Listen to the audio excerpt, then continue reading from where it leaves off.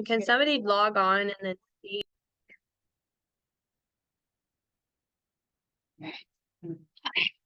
Hello, everyone. We were just having some technical issues, but I think we have them all resolved now. And by we, I mean Sarah, because I don't know how to handle technical issues. But we're all good. Thank you so much for taking your time to hang out with me for this next hour, maybe 40 minutes. I don't know. We'll see how things go. Um, we're going to talk a little bit about me and my first year in real estate and how I found success. Um, a little bit about me. I've lived in St. Louis my whole entire life. Um, I've always wanted to be in the real estate business. It just intrigues me. I love to go into open houses and I love the people business. I've always been in some sort of sales my whole entire life.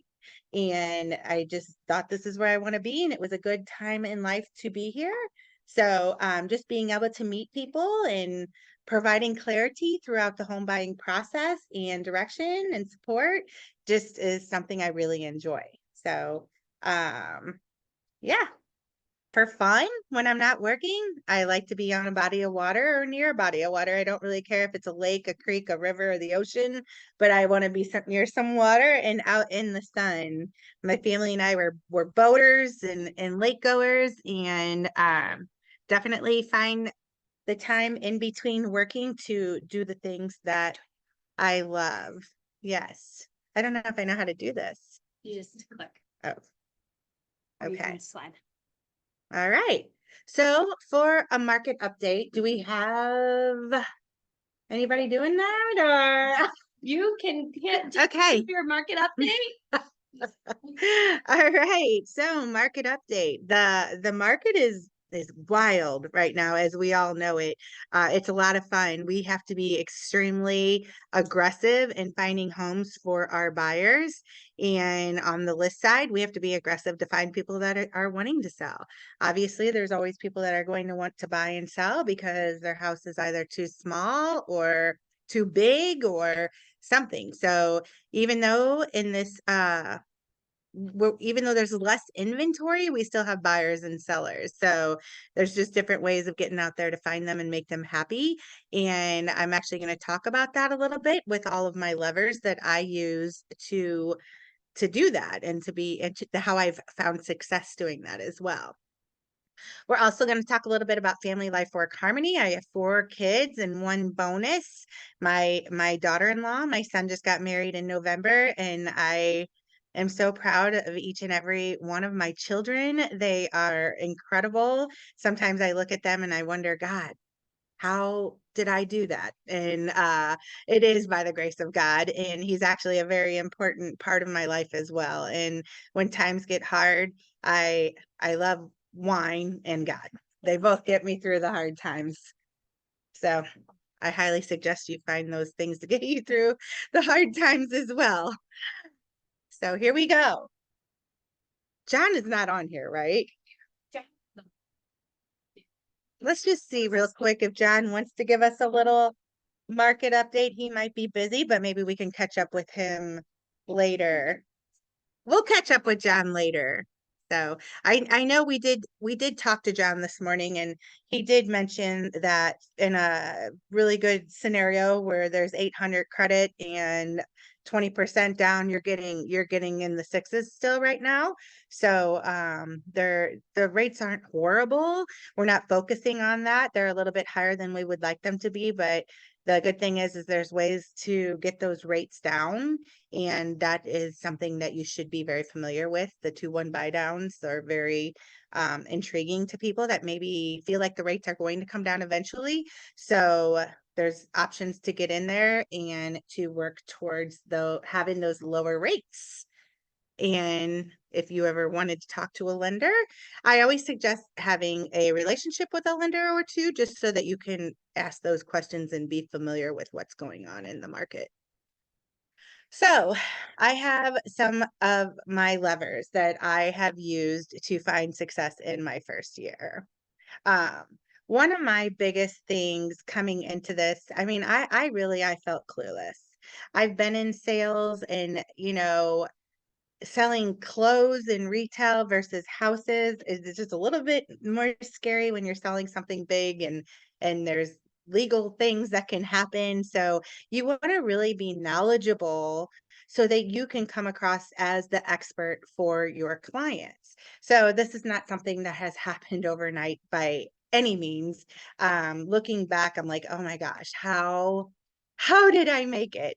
And I said, and I think I publicly announced that, I'm going to practice really hard on role playing because my goal is to not sound ridiculous on role play in the mornings with my teammates. And I did put on there to practice, and I have all these weird quotes that Mark and Sarah say all the time in my head, and they do. It's better to practice with your team than it is with your clients because it's free to mess up on your team. People are just going to give you advice and help you get better.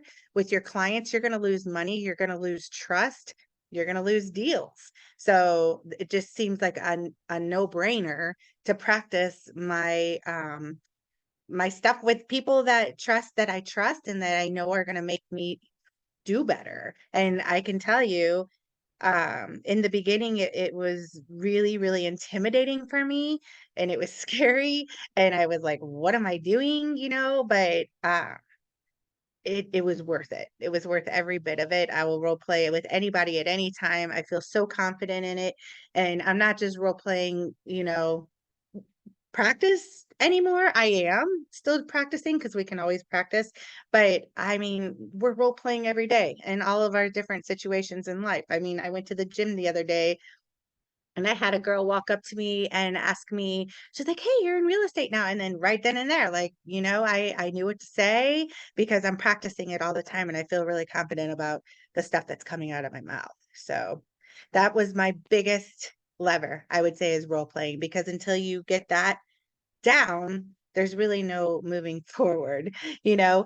Another thing though is the consistent office hours. Being in the office, I mean, things definitely happen when you're in the office. It's weird, like, because we want to work from home and working from home is great. But for some reason, when you're in the office, like things happen. And in the first year, especially when you're just learning, like I needed to be in the office. So I was overhearing all the different conversations. You need to be there that first year. I mean, just plan on like just being around surrounded by people that inspire you, be around people that are going to support you and people that are not afraid to call you out or just answer a question for you. Um, Along with that, just being in the office, I mean, if you're not getting advice and support from people, you probably need to recheck the team you're on. I mean, I could cry. I get so passionate. Um, like literally I could cry.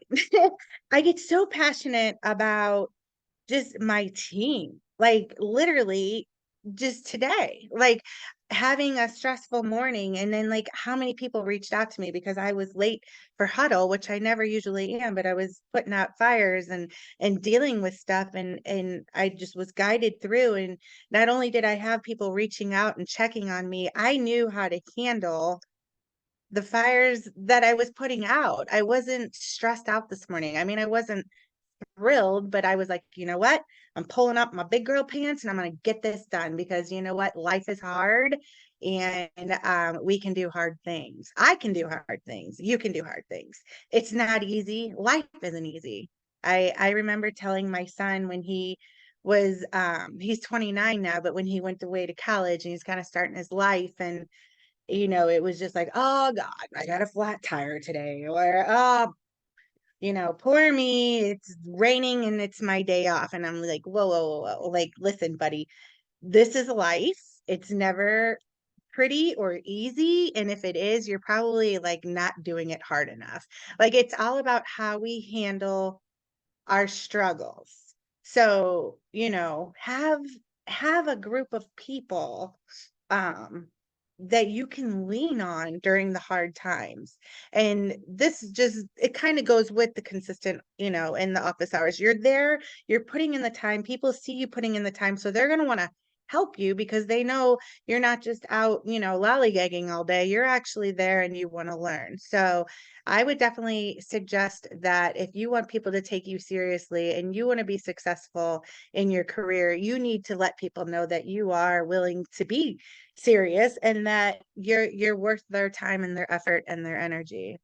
So I hope that helps. And then another thing, while I'm in the office, I try to get 2 hours of calling in every single day. I'll split it up. Some of it's just prospecting, calling in the pond, looking for buyers. Sometimes, I'll have it set aside to where I'm calling, looking for sellers, somebody that wants to sell their house for my buyers. But 2 hours a day, I mean, it goes by so quick that sometimes you do like have to add in extra hours. If my kids are at sports, it's Tuesday. My daughter dances from 6:30 to 8:30. My son's at soccer. I love sitting at my husband's office and just doing evening calls. They seem to go really fast and smooth in the evening too. So definitely play around with your schedule and see where you can get the most out of your call arounds. And then my third lever is open houses. I love open houses. I've had some really good success from open houses. My biggest sales were from open houses, meeting people on my own and using my skills from my calls and my role playing and from my being in the office, taking all that stuff out into the field and being prepared to wow people into wanting to use me as their agent versus anybody else. I mean, and it works. People, they get to know your personality. They either click with you or they don't. So from the get-go, you're going to know if you want to work together. So I just really like that. I feel like it's so much better than when I'm calling around, you feel sometimes like, oh, I don't really want to call people. And maybe they sense that. And whereas you're at an open house, they're coming to you and you can just be there to welcome them with open arms and wow them and let them know what you're going to do for them. We at the Gelman team, we train a lot about these open houses. We have a coach that is phenomenal at open houses. So we are just really putting all those tools in our tool belt to get out there and wow people at open houses. And if it works for you, why not do it? I mean, maybe you prefer to do something else. I feel like everybody has to find their lever. I love people, so I get some of my best success from open houses.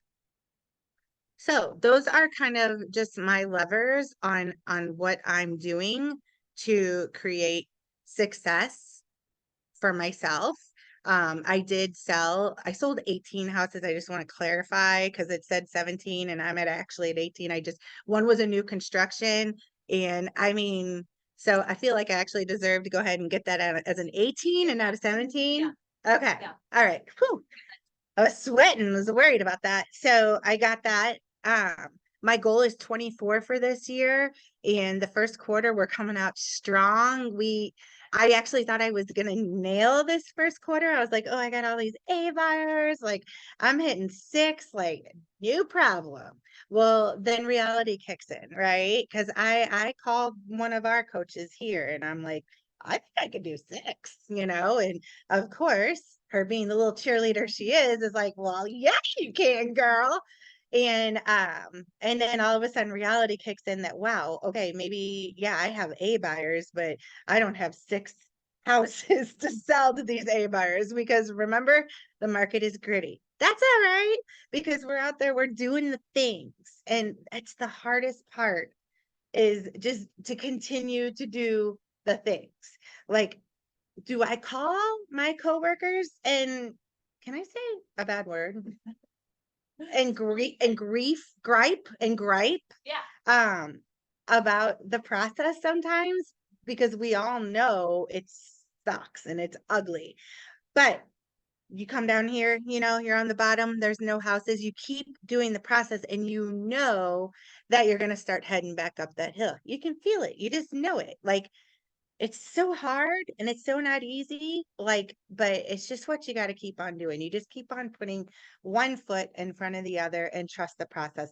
It's going to be hard. I always I like to say if you're not like crying, excessively working out or drinking, you're probably not working hard enough that month. Like that's probably not the healthy thing to say, but you're gonna hit rock bottom at some point. You do in every business, right? You do it parenting, you do it friendships. You're gonna have bad days, and what we do is we pull ourselves back up and we keep on going. And however you have to do that, whoever you have to rely on, and if people aren't pulling you back up, by the way, you're on a bad team, man. Like be on a good team, have good people that'll pull you out of those ruts because you need it, and there will absolutely be ruts. This is not an easy business. I feel like I've once heard somebody say there's easier ways to not make money. Have you guys all heard that? I don't know. I feel like I've heard that before. Yes, that's a good one. So we should, but I can't take that as my own. But yeah, just keep on swimming, keep on going. You will get out of that rut. And if you don't have people to help you, find new people. So some other things, I don't even know. I feel like I keep going way off, and that's just typical me. Like I'm not I'm working on my structuring, but I'm a people person and I like to talk. So let's get back to this family life work harmony. How am I on time? Great. Okay. So we all have, I feel like, a why we are working. My number one reason why I do real estate is for me because I always wanted to do it. And I knew I could, and there wasn't a time where I didn't. There was a time where I probably didn't think I could, and there probably was a time where I wouldn't have been able to because I didn't have the time to put into it. But I wanted to prove to myself first and foremost that I can freaking do this job and I can be really good at it. And I'm not here to sell a few houses a month and just be like, you know, a side as a side hustle. This is a passion of mine and I'm going to be successful in it. So I'm doing it for me. I'm also doing it for my family. I love my family. I love that they see me thriving in this business. Every single one of my kids have complimented me. I mean, multiple times. And just to hear your kids um, say that they're proud of you, like I mean, come on. Is there any? I won. I already won. I don't need anything else. The paycheck is great. Having your family be proud of you is something you just can't take for granted, and it's amazing. So, taking care of this sweet family and working, that's a big job. And any of you out there that work and have a family, you know that. And it's not something that just easily falls together. So scheduling and time blocking, I put that down as something that I do, and it is a work in progress. I have gotten so much better at it because I've realized that if I don't, I can't make it. Like there's got to be times where I turn my phone off. There's got to be times where I turn my family off, and it's just how it goes. So sitting down, doing my Sunday preview of the week, I'll go ahead and mention that. That was one of my goals for this quarter was to do that, and it's been huge. I sit down not just for myself, with my whole family. I want to know, we put all of our games and practices, meetings into the family schedules that we all know it, and then we go from there. So I'm scheduling out my time to work. I'm also scheduling out my time to go out to dinner with my girlfriends and to go to the games and just be there for the people that are important for me in my life. So that goes to the next one. So if you're time blocked and you're scheduling, then there's no reason why you can't be there for the people that need you because you have it on your schedule. Like, I can't just drop everything because my son wants to go play soccer in the backyard with me if I'm working, and he has to know that. And it's been a learning curve for everybody, but I can play soccer in the backyard at 3 o'clock like I have 30 minutes and I'd love to play soccer at 3 o'clock with you in the backyard for 30 minutes. It's good for him and me because I really don't want to play soccer in the backyard for longer than 30 minutes anyway. It's not my favorite thing to do. So I'm just trying to, and that's just an example. I have a monthly dinner I go to with my girlfriends. I feel so good when I go to that dinner. It's like you just come back refreshed, like a new person. We build each other up. Have your circle of people that are going to build you up, because everybody needs that. So if you don't have that, find that, because you need you need a release. Go out and have a glass of wine with your girlfriends, or a few glasses with the young people that you work with, and you're going to feel a lot better afterwards. um and that goes back to taking time for me, my friends, my occasional happy hours. I have 2 gym memberships, and between the 2 of them, I make it there 3 days a week. But I also walk my dogs every day, not far. It's just a little loop down the street and back, and it's just something that I do. That's my time. I don't take anybody with me. It's just kind of, especially if you're coming home from a stressful day, man, I wear stress pretty hard, really hard. And just going out and getting some sunshine. I mean, if it's pretty out, or just getting outside, or going to a workout, I mean, it's a game changer, and it's way healthier than drinking a bottle of wine. So I definitely, yeah, and you less hangover. So take time for yourself, because darn it, you deserve it. And you're working hard for yourself and for everybody else. So I feel like it's just so important to take care of yourself. And then my last thing I have here is actually remembering your why. And I started off with that, and having a why, no matter what you're doing, is just important, because then you know what you're working towards. If you start to lose it a little bit, and you're just like, you know what, like, I can't do this anymore. Like, one more nasty inspection notice, or one more, I'm just like, I can't do it. And then you're just like, hold on, but yeah, you can, you can do it, because it's an inspection notice. It's a mutual relate, like, whatever it is, you're not gonna die. You're gonna be okay. In fact, you're gonna be stronger afterwards. You're gonna make it through whatever hard thing. And then you can pat yourself on the back, and you can be so proud of yourself, because you did the hard things, and you did it because whatever your why is, because I can do hard things, and because my family is watching me, and because I can. I'm a smart, strong person, and just one little thing is not going to ruin my life. And let's be honest, we've all dealt with a lot of stuff in our lives, and that's probably not the worst thing you've ever dealt with, or that you are ever going to deal with. So just, man, get over it, move on, and remember why. There's nothing that's not fixable, believe me, I messed up a lot of stuff in my first year, and we've fixed it. So that's really important. Some of my other things, also, before we get into questions and answers, it's just, it never stops. Every day is a new day in real estate.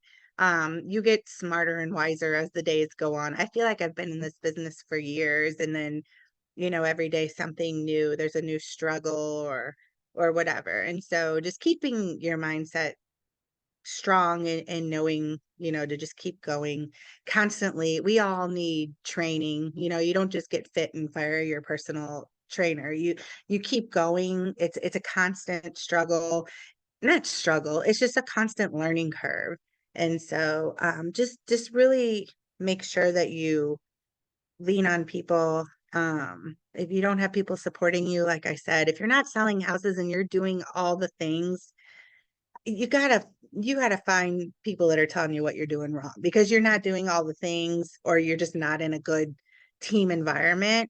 I wouldn't change anything. I mean, there's days, don't get me wrong, there are days that are hard, but we all lean on each other, and we make each other better. And if you're on this team and you're not helping making people better, you're not gonna survive on this team. So that's my biggest thing. That's kind of um, what I have to share with you. So I hope I answered any of your questions. We'll go to questions and answers actually here in a second, but I just wanted to explain to you what my first year looked like and see what I could do to help you guys out. So I don't know. I see a chat here. Is that just, Yep, so it's actually.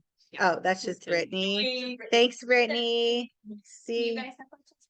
does Yes. anybody have a question? Like any new agents out there that are just struggling? You don't know why you're struggling and you want to ask? Well, I want you to clarify, because you were talking about your first quarter and saying 6, and then, but I'm not at 6, but you closed, or you're at 4, 3. right?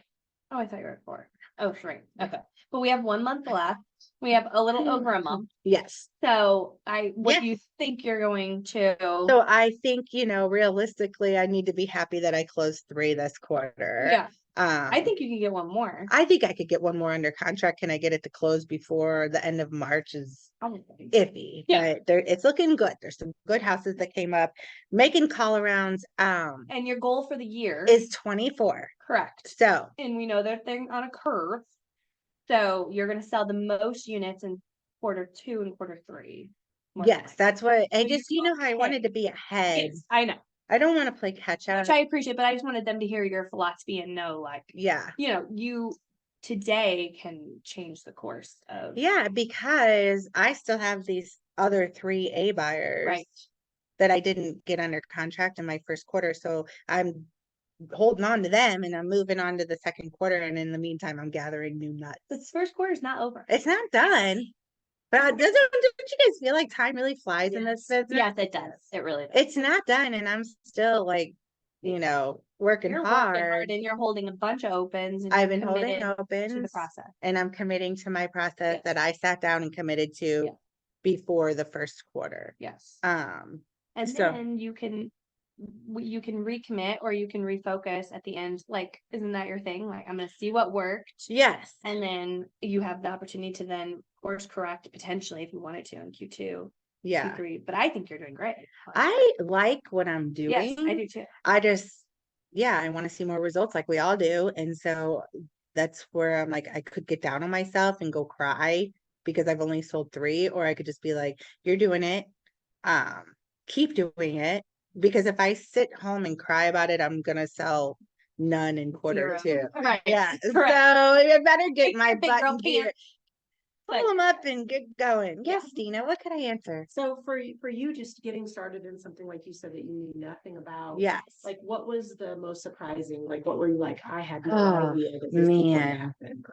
Well, I don't know. Maybe I thought selling houses was going to be fun. Only no hard work. I was like, Earmuffs for all the. I love people and I love houses. I can do this, and then I was like, whoa, like, Do you mean easy or fun? I thought it was going to be fun and easy. Okay, there we go. And I'm It's not still fun. saying it's not fun. It's just hard as hell. Totally. The challenges, I don't know, maybe I didn't realize how like hard inspection processes were going to be, and then how strong I have to be as a person to coach, like hold this person's hand and pull them through inspections, like, and then to give them good advice. And then, I mean, it's hard. Sometimes in the beginning, I wanted to like sit in a dark corner and be like, just go away. Like, we don't care if the house has termites. But then you realize, no, like I got to get out there and like battle for these people. And so like, I wasn't always like I'm a strong person, but I don't like conflict. And, so just realizing that you have to battle up against these people. I mean, not battle, but you have to be 100% confident and get out there. Like, I know one time when I had to have a hard conversation with an agent here, and I got off the phone and I was like, oh God. And like, we went out and took a lap around the building, right? Because I was like, God, but it gets easier, right? Like you get tougher. Yeah, you get a little tougher and you're more confident. I was so scared because I didn't know I didn't know that much. Where now I'm like, oh, what? Like, hell yeah, you're gonna fix that and you're gonna give us this because now I know. Right. And that's all been because of the role playing and it just all comes full circle. Yes, would you like, anybody else, would you like to ask me a question? Okay, sure. What's your biggest lesson in your first year? Was like the learn or either like biggest fear? Look, either one. Wow. My biggest lesson, you know how when I said I tell my kids life is hard and just keep on moving forward. Well, this business is hard. There's no freebies in this business. So, I mean, I thought I was just gonna come in here and show some houses and sell them. I don't know if I understood the grind it takes to be successful. I mean, that's probably my biggest lesson is that I just you just like I tell my kids, like it ain't easy. So keep working hard and the outcome will be there. A rinse do every day. in Let's this do it. business. You wake up every morning unemployed. Yeah. Oh, man. Gosh, this is so brutal. Yes. How about you back there? Any It's questions? motivating. Like, actually, I quit.